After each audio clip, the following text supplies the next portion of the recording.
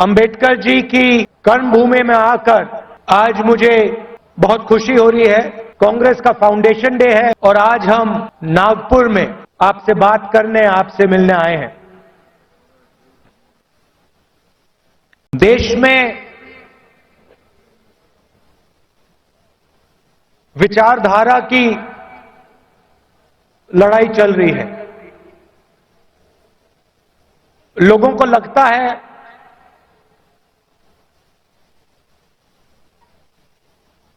कि राजनीतिक लड़ाई है, सत्ता की लड़ाई है। वो है,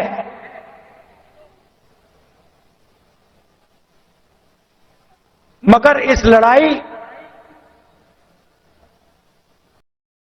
की नींव जो है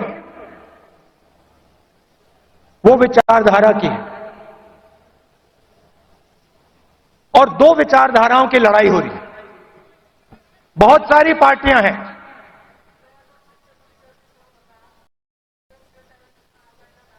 एनडीए में है,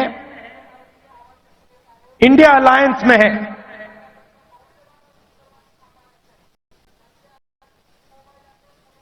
मगर लड़ाई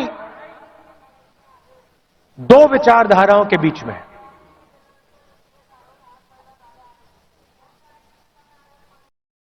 कुछ दिन पहले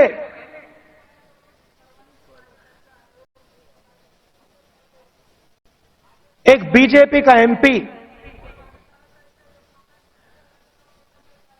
मुझे लोकसभा में मिला। बहुत सारे बीजेपी के एमपी पहले कांग्रेस पार्टी में हुआ करते थे, छुप के मिला मुझसे। मुझे दूर से देखा, छुप के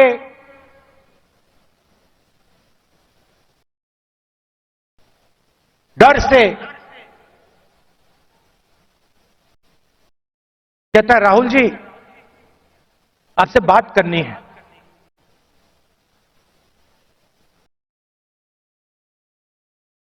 मैंने कहा भाई क्या बात करनी है, तुम तो बीजेपी में हो।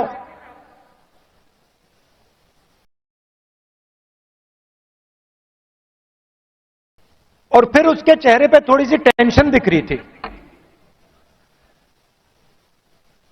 तो मैंने पूछा सब कुछ ठीक है क्या? मैंने सोचा शायद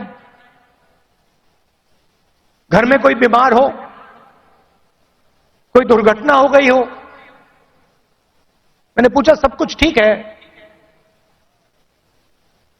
कहता है नहीं।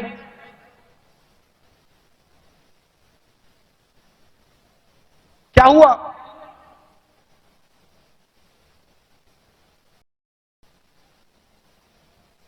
राहुल जी बीजेपी में रहकर सहा नहीं जाता।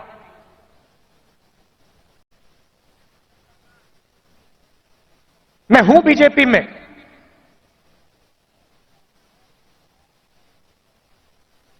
मगर दिल मेरा कांग्रेस में है।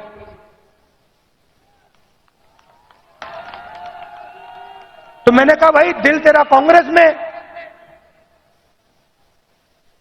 शरीर आपका बीजेपी में।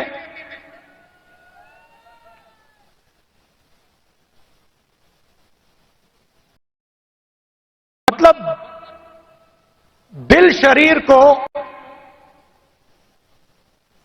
कांग्रेस में लाने से डर रहा है, यही हो सकता है।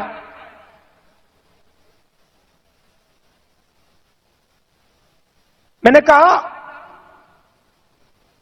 मन क्यों नहीं बनता वहां? आप एमपी हो,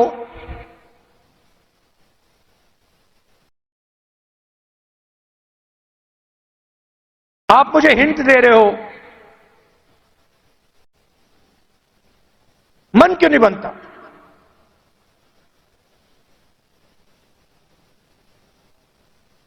कहता है राहुल जी बीजेपी में गुलामी चलती है। जो ऊपर कहा जाता है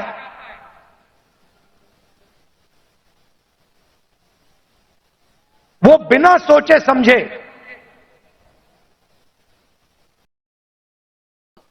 करना पड़ता है। हमारी कोई सुनता नहीं। ऊपर से ऑर्डर आता है, मतलब जैसे पहले राजा ऑर्डर देते थे,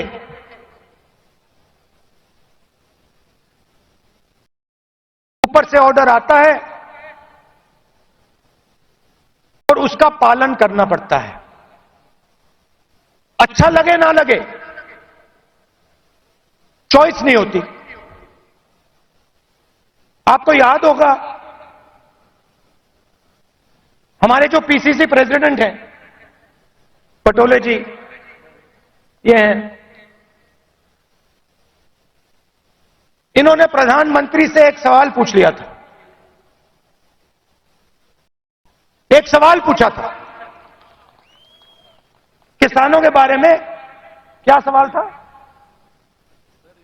जीएसटी आपने जो लगाया, जीएसटी जो आपने लगाया तो उसमें किसानों का क्या हिस्सा रहेगा? हाँ, तो सिर्फ एक सवाल पूछा। सवाल था जीएसटी जो आपने लगाया उसमें किसानों का क्या हिस्सा होगा। मोदी जी को सवाल अच्छा नहीं लगा, पटोले जी आउट हो गए।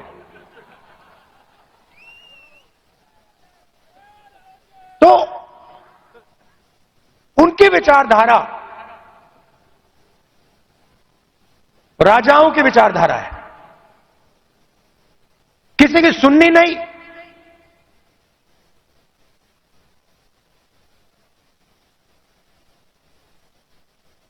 ऑर्डर ऊपर से आएगा,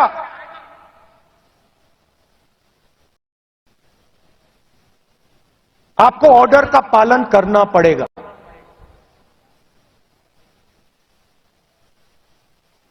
कांग्रेस पार्टी में आवाज नीचे से आती है।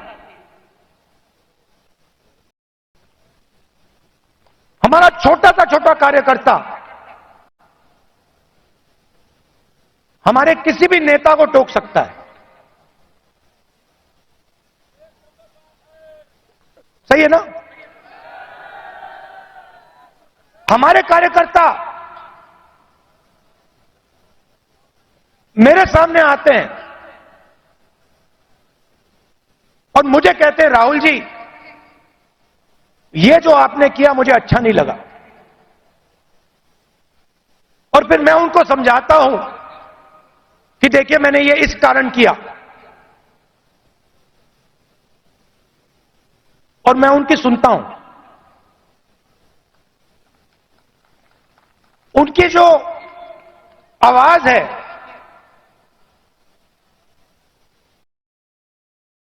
उसका आदर करता हूं, उसका रिस्पेक्ट करता हूं। यह भी कह देता हूं कि भैया मैं आपकी बात से सहमत नहीं हूं,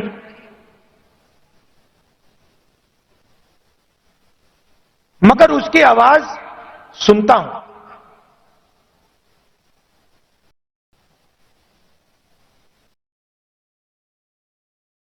लोग कहते हैं कांग्रेस पार्टी ने क्या किया।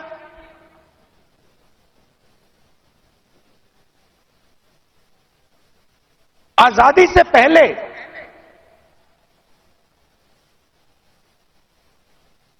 अगर आप इस देश में आते 500-600 राजा थे, अंग्रेज थे, राजाओं का गन सलूट होता था।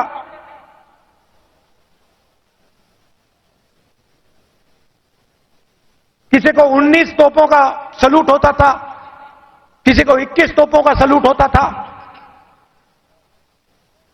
मगर हिंदुस्तान की जनता को इस देश में कोई अधिकार नहीं था, कोई अधिकार नहीं था।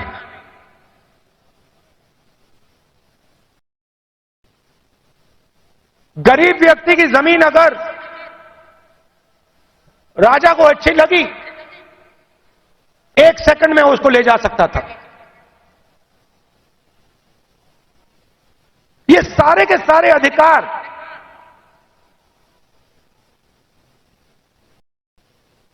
जिनकी रक्षा कॉन्स्टिट्यूशन करता है,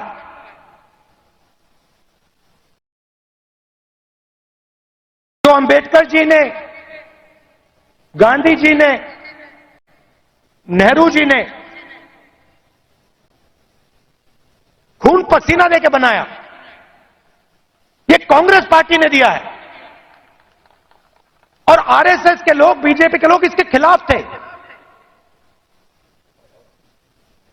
आज झंडे के सामने खड़े हो जाते हैं, सलूट मारते हैं। सालों के लिए इन्होंने तिरंगे को सलूट नहीं मारा था।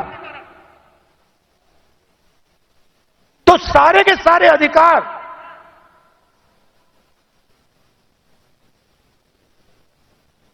कॉन्स्टिट्यूशन से मिलते हैं।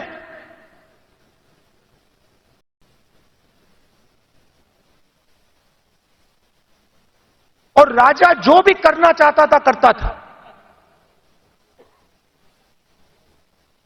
उसके लिए कोई कानून नहीं थे। यह काम कांग्रेस पार्टी ने किया और यह हिंदुस्तान के इतिहास में, हजारों साल के इतिहास में पहली बार किया गया है। पहली बार एक हिंदुस्तानी को एक वोट दिया गया, चाहे वो दलित हो, आदिवासी हो, महिला हो, जनरल कास्ट का हो, तमिल हो, बंगाली हो, उत्तर प्रदेश का हो। हिंदुस्तान के हर नागरिक को कॉन्स्टिट्यूशन एक वोट देता है।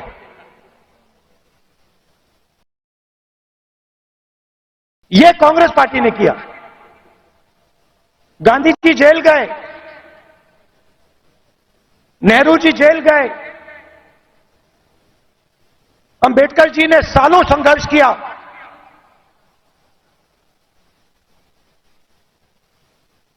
यह कांग्रेस पार्टी ने, अंबेडकर जी ने, सबने मिलकर दिया है।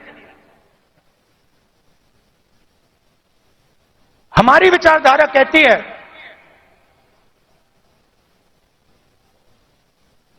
कि देश की लगाम हिंदुस्तान की जनता के हाथ में होनी चाहिए और देश को जैसे पहले राजा चलाते थे,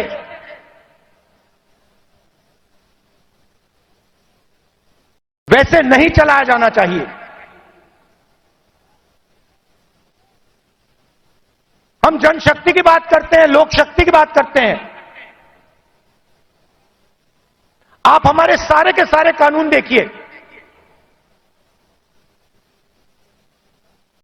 आजादी की लड़ाई देश की जनता ने लड़ी थी, राजा महाराजाओं ने नहीं लड़ी थी। उनकी पार्टनरशिप थी अंग्रेजों के साथ। लोग भूल जाते हैं, लोग सोचते हैं कि आजादी की लड़ाई सिर्फ अंग्रेजों के खिलाफ थी। नहीं, अंग्रेजों की लड़ाई अंग्रेजों के खिलाफ थी और राजा महाराजाओं के भी खिलाफ थी। यह सच्चाई है। पार्टनरशिप थी, राजाओं महाराजाओं की, अंग्रेजों की पार्टनरशिप थी। उसके खिलाफ कांग्रेस पार्टी लड़ी थी। किसके लिए लड़ी थी? गरीब जनता के लिए लड़ी थी। अगर आप यहां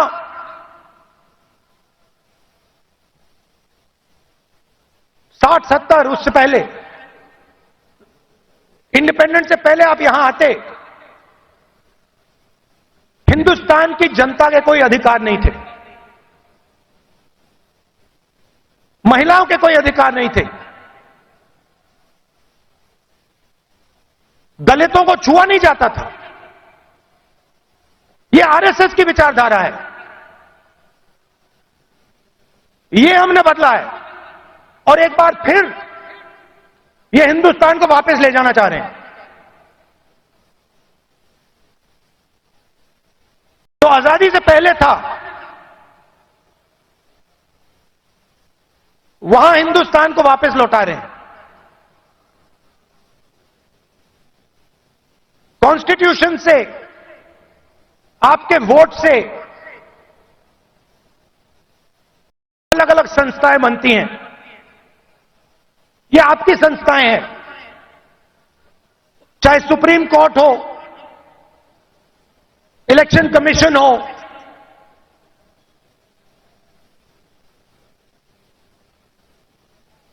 ये आपकी संस्थाएं हैं।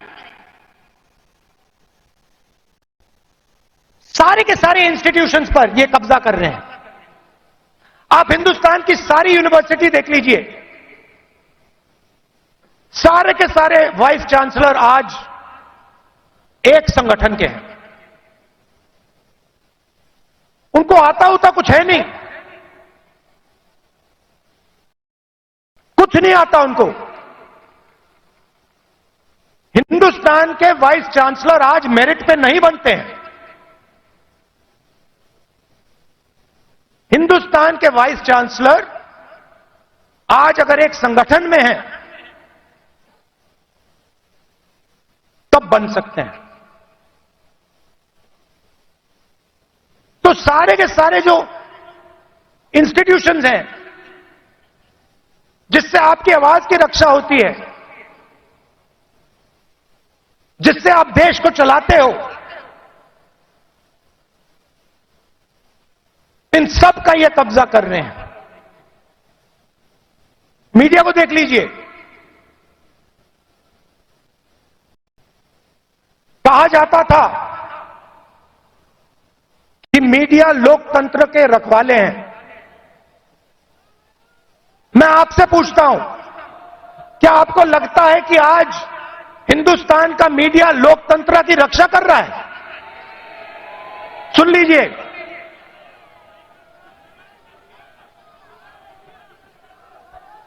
आप इनसे पूछिए, ये आपको बताएंगे कि हमारे दिल में जो है हम नहीं बोल सकते।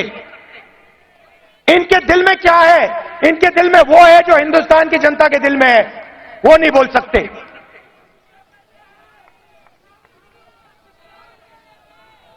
तो सारी की सारी संस्थाएं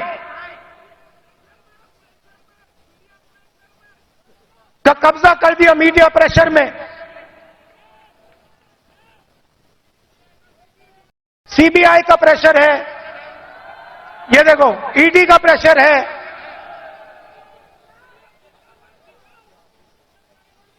तो लड़ाई इस बात की है, हम देश की जनता को देश की शक्ति देना चाहते हैं। देश की जनता को देश की शक्ति हम पकड़ाना चाहते हैं। लोग कहते हैं कि कांग्रेस पार्टी ने सफेद क्रांति की। हमने सफेद क्रांति में मदद की, मगर सफेद क्रांति को आनंद के महिलाओं ने शुरू की। सफेद क्रांति हिंदुस्तान की नारी शक्ति ने की। हरी क्रांति देश के किसानों ने की। किसानों की शक्ति ने हरी क्रांति की। आईटी रेवोल्यूशन देश के युवाओं ने किया। कांग्रेस पार्टी ने मदद की, कांग्रेस पार्टी ने विजन दिया, मगर आईटी रेवोल्यूशन हमारे युवाओं ने किया।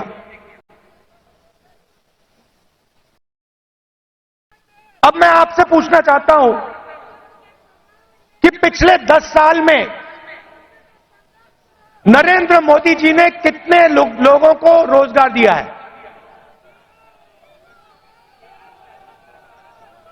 40 साल से सबसे ज्यादा बेरोजगारी आज है और हिंदुस्तान के युवाओं की जो शक्ति है, करोड़ों युवाओं की जो शक्ति है, वो जाया हो रही है। आजकल हिंदुस्तान का युवा जॉब नहीं करता है। आजकल हिंदुस्तान का युवा 7-8 घंटे मोबाइल फोन पे कभी इंस्टाग्राम देखेगा, कभी फेसबुक देखेगा। ये सच्चाई है हिंदुस्तान की और उसकी शक्ति जाया हो रही है।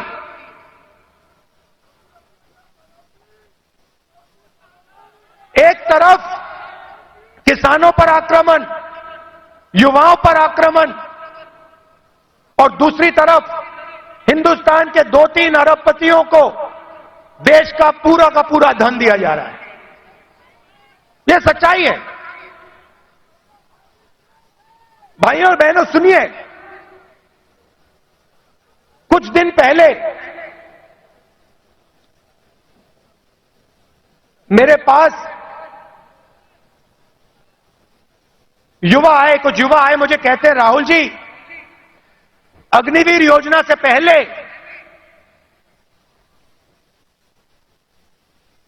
हमें आर्मी में ले लिया गया था।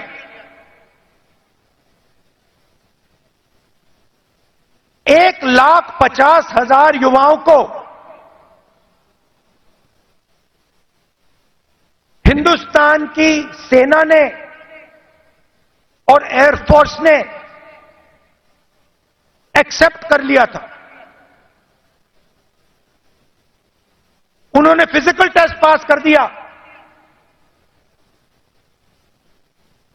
और एक्सेप्टेंस उनको मिल गई। 1,50,000 युवा।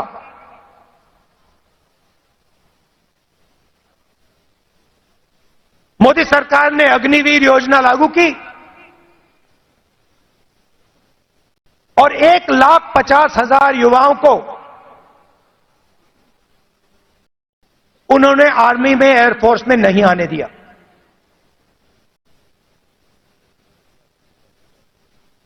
देश प्रेम की भावना थी। रो रहे थे, मेरे सामने रो रहे थे।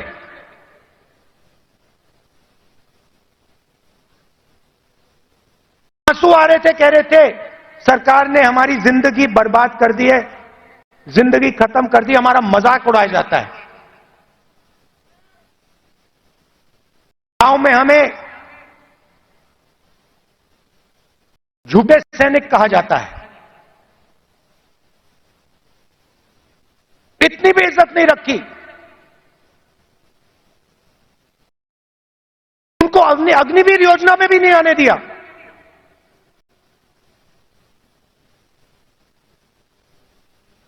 बाहर उठा के फेंक दिया।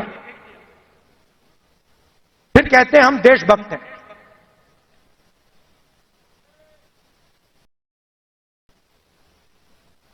इससे देश का फायदा नहीं होने वाला।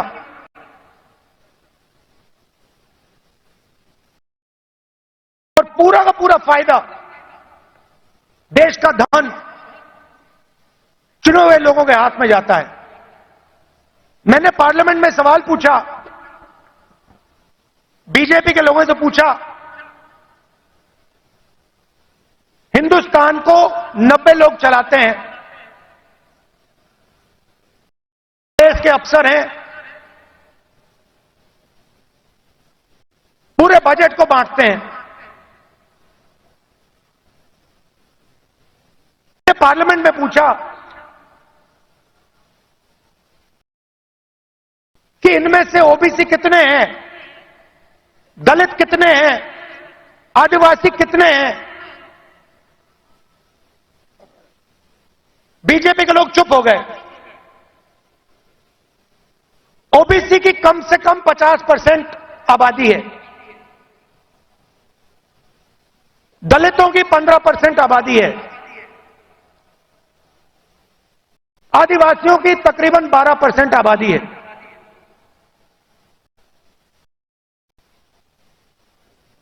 नब्बे अफसर में से 3 ओबीसी हैं।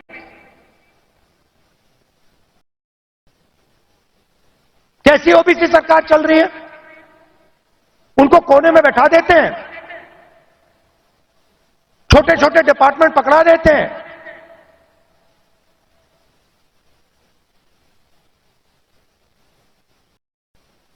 हिंदुस्तान की सबसे बड़ी कंपनी,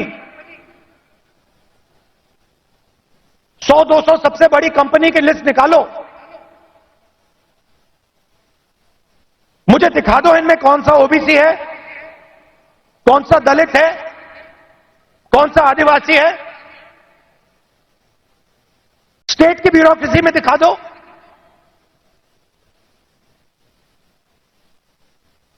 आबादी आपकी 50%, दलितों की 15%, आदिवासियों की 12%।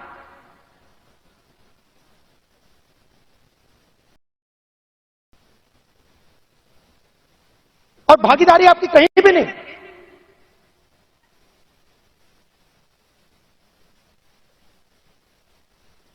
टॉप कंपनीज के नाम निकालो और मुझे दिखा दो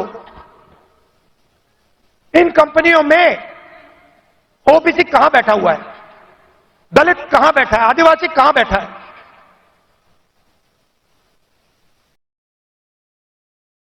और ये सिर्फ मैं आईएएस की बात नहीं कर रहा हूं, हर फील्ड में यह हालत है।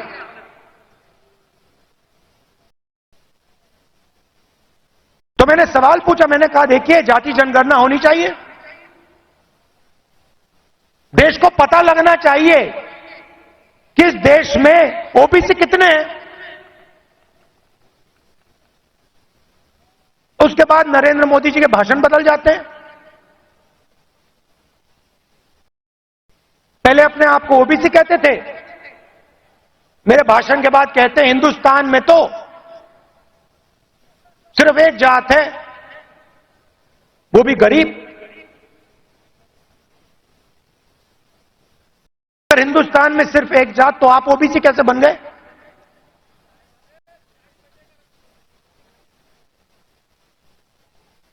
तो हमने निर्णय ले रखा है, जैसे ही हमारी सरकार आएगी, दिल्ली में आएगी, हम जाति जनगणना आपके लिए करके दिखा देंगे।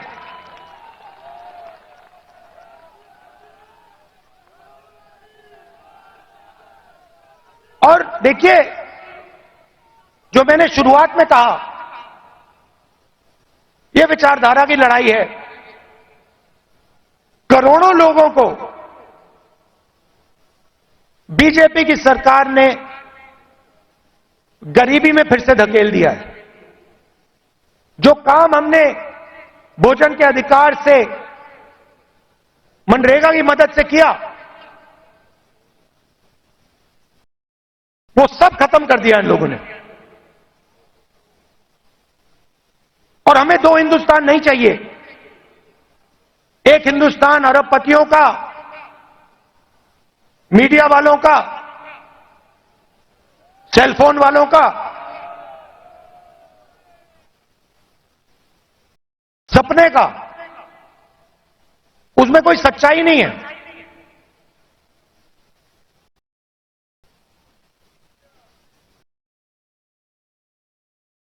हिंदुस्तान के युवा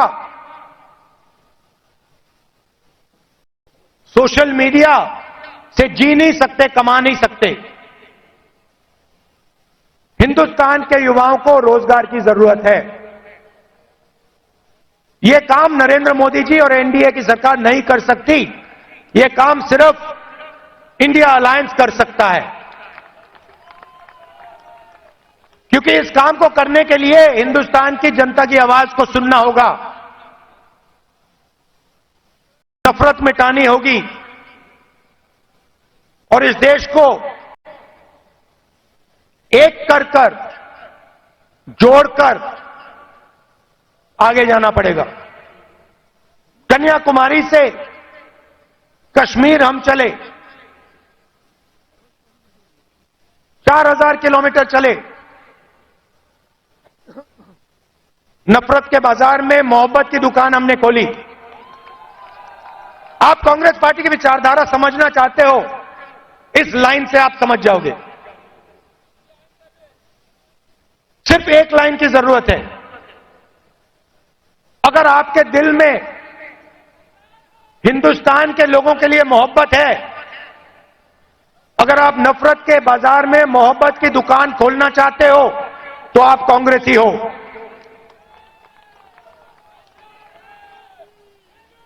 मैं कांग्रेस पार्टी के कार्यकर्ताओं से आखिरी बात बोलना चाहता हूं। देखिए, ये जो पार्टी है, और महाराष्ट्र के कार्यकर्ताओं से खासतौर से बोलना चाहता हूं, क्योंकि आप स्पेशल हो। मैं महाराष्ट्र में चला, मैं जब भारत जोड़ो यात्रा में चल रहा था, जैसे ही मैं महाराष्ट्र के अंदर आया, मैंने सोचा कि देखो, ये कांग्रेस की जमीन है, ये कांग्रेसियों की जमीन है। इस जमीन में लोगों को कांग्रेस की विचारधारा बिना समझाए समझ आ जाती है। और अगर हमारी लड़ाई शुरू हुई तो महाराष्ट्र से हुई थी, इसलिए हम यहां नागपुर में आए हैं